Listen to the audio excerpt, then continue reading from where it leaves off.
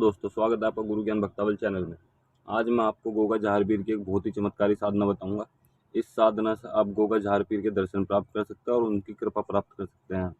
ये बहुत ही चमत्कारी साधना है और इस साधना से आपको बहुत सारे अनुभव होंगे। आप सोच भी नहीं सकते इस तरीके के आपको अनुभव होंगे। और अगर आपके घर में कोई भी किसी भी तरीके की परेशानी है, किसी भी तरीके का संकट है और आपके कोई काम नहीं बन रहे या फिर कुछ भी चीज़ आपके घर में किसी बहन बेटी की कोख बंदी पड़ी है या फिर कोई भी आपके ऊपर कोई भी परेशानी है, बाबा गोगा झारपीर आपके सारे संकट दूर कर देंगे, आपके ऊपर अपनी कृपा करेंगे और आपको दर्शन भी देंगे। ये एक सात्विक साधना और बहुत ही चमत्कारी साधना है। आप एक बार इस साधना को जरूर करिएगा।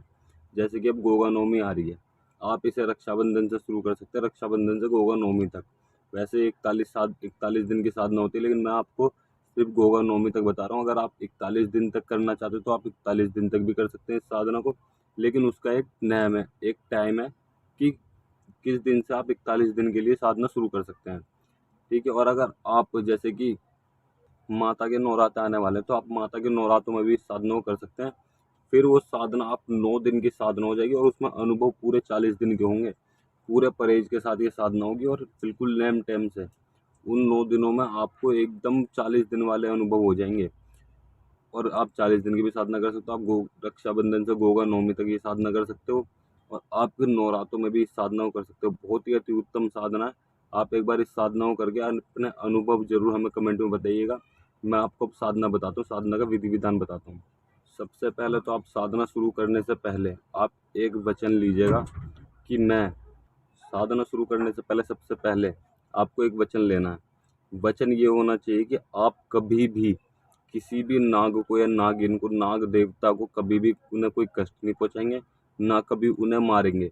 और इस साधना के बाद आपको भी नाग देवता या फिर नाग नागिन कुछ भी हो, वो आपको कोई भी कष्ट नहीं देगी, ना आपको कोई नुकसान पहुंचाएगी या पहुंचाएगा। ये साधना 41 दिन की होगी। आप इसे गोगा नवमी पे शुरू कर सकते हैं या फिर आप रक्षाबंधन से भी शुरू कर सकते हैं। मैं तो कहूँगा आप रक्षाबंधन से शुरू करिए, क्योंकि रक्षाबंधन से गोगा जहारवीर की छड़ी भी निकलना चालू हो जाती है और तब से बाबा के दिन ही शुरू हो जाते हैं। तो आप गोगा नवमी तक इस साधना को करिए। आप चाहें तो 40 दिन की भी ये साधना कर सकते हैं। इस साधना में आपको सफ़ेद वस्त्र पहनना और ऊनी ऊनी आसन चाहिए आपको। ऊनी आसन सफ़ेद रंग का हो तो बहुत अच्छी बात है, वरना आप किसी भी रंग का आसन ले सकते हैं, लेकिन वो ऊनी आसन होना चाहिए। मंत्र जपने के लिए आपको काले हकीक की माला चाहिए और जो मंत्र मैं आपको बताऊंगा वो 5 माला रोज करना है आपको। जब तक आप साधना काल में रहेंगे रोज आपको 5 माला जाप करना है। आप इस साधना को किसी भी नदी किनारे कर सकते हैं। अगर आप नदी किनारे नहीं कर सकते, अगर आपके घर कच्चे हैं, कोई भी कच्चा आपका कोई भी बरांडा या फिर बाहर हॉल कोई भी आपका कच्चा है, तो आप उसमें ये साधना कर सकते हैं गाय के गोबर से लीप के। अगर आपके घर में घर पक्का है, फर्श है, तो आप उसको अच्छी तरीके से धो के शुद्ध करके अच्छी तरीके से उसमें साधना कर सकते हैं। लेकिन एक बात का अवश्य ध्यान रखिएगा, उस साधना काल में, मतलब कि साधना करते समय उस कमरे में आपके अलावा और कोई भी ना जाए। सिर्फ आप ही जा सकते हो उस कमरे में और अन्यथा कोई भी नहीं जा सकता उस कमरे में। सबसे अब आपको क्या करना है, आपको एक चौकी लेनी है जो बनी बनाई मिल जाती है किसी भी पंसारी की दुकान पर, जहाँ पे पूजा पाठ का सामान मिलता है वो बनी हुई मिल जाती है। या फिर आप कोई पत्थर का टुकड़ा रख सकते हैं, जैसे मार्बल होता है, वो रख के आपको गोगा जहारवीर की वहाँ पे मूर्ति या फिर तस्वीर स्थापित करनी है। तस्वीर स्थापित करने के बाद आपको वहाँ पे सफ़ेद पुष्प चढ़ाना है, जो सफ़ेद फूल होता है आपको वो चढ़ाना है। वो चढ़ाने के बाद में आपको एक सफ़ेद फूलों का वहाँ पे सहरा भी चढ़ाना है बाबा को। सहरा चढ़ाने के बाद में आप वहाँ पे देसी घी का, यानी गाय के देसी घी का आप वहाँ पे चिराग जलाइए, धूप बत्ती लगाइए, अगरबत्ती लगाइए वहाँ पे जो। और एक सफ़ेद मिठाई आपको लेनी है, कोई भी ले सकते हैं आप, सफ़ेद मिठाई होनी चाहिए। आप गाय का दूध लेना है आपको, दूध में थोड़ी सी चीनी डाल लीजिएगा उबाल के। वो थोड़ा गुनगुना होना चाहिए, ज़्यादा गर्म नहीं होना चाहिए। वो रख के आप वहाँ पे आसन बिछा के आपको पूर्व दिशा की ओर मुँह करके इस साधना को करना है। आपका मुख पूर्व दिशा की ओर होना चाहिए और जो आपने दूध लिया है वो किसी लोटे में आप या फिर किसी बड़े से पात्र में आप रखिए। तब आप सेवा, ये आपका मंत्र जाप हो जाए, 5 माला मंत्र जाप हो जाए। उसके मंत्र जाप करने से पहले मैं आपको एक मंत्र और बताऊंगा। आप बाबा जी को, गोगा जहारवीर को फूल चढ़ाने के बाद आप थोड़े से फूल लेके उस मंत्र को जाप करते हुए चारों तरफ फेंक दीजिएगा। उससे आपकी रक्षा होगी और आपके घर की रक्षा होगी, ताकि कोई भी दिक्कत आपको या आपके घर परिवार पर ना हो। वैसे ये पूर्ण रूप से सात्विक साधना है, कोई भी दिक्कत नहीं होगी। लेकिन आप इस मंत्र का भी प्रयोग करना और उस मंत्र को बोलते हुए चारों दिशाओं में फूल फेंकना है। फिर आपको या आपके परिवार को कोई भी परेशानी नहीं होगी। और फिर उसके बाद में जो मंत्र मैं आपको बताऊंगा उस मंत्र की 5 माला आपको जाप करनी है नित्य। और अगर आप बिना सेवा के इस मंत्र का जाप करते हैं तो आपको उतना फल नहीं मिलेगा। बिना सेवा के मतलब कि बिना साधना के आपको उतना फल नहीं मिलेगा। आपको मिलेगा धीरे धीरे फल मिलेगा, लेकिन बहुत धीरे धीरे मिलेगा। इसलिए मैं आपको बता रहा हूँ कि आप साधना करिए, 40 दिन की साधना करिए। 40 दिन की साधना के बाद में आप नित्य अनुसार इस मंत्र का जाप कर सकते हैं रोज में। जब आप 5 माला जाप कर लेंगे, 5 माला जाप करने के बाद जो वहाँ पे दूध बचा है, जो आपने दूध लिया था, वो आपको नागबामी में डालना है। मतलब कि नागबामी, जो भी नागों का घर होता है, उनके बिल होते हैं, वहाँ पे आपको रख के आना है, या फिर आप वहीं पे डाल दीजिए।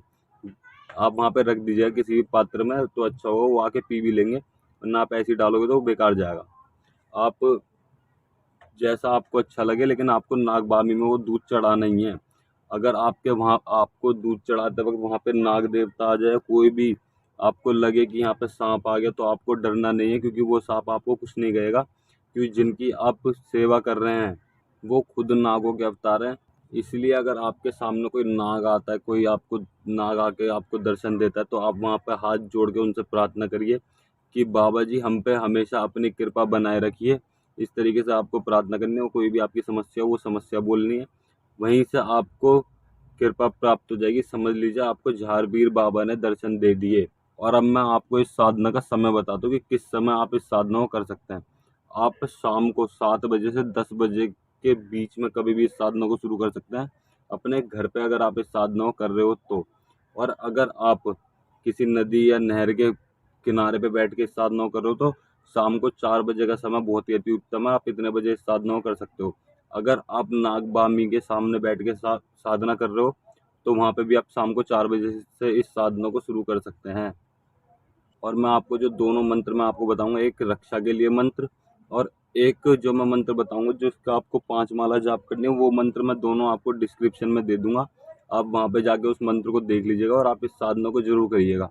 और अगर आपको हमारे द्वारा दी गई जानकारी अच्छी लगी हो तो वीडियो को लाइक करें, चैनल को सब्सक्राइब करें और बेल आइकन दबाएं, ताकि हमारे द्वारा दी गई जानकारी आप तक समय पर पहुँच सके।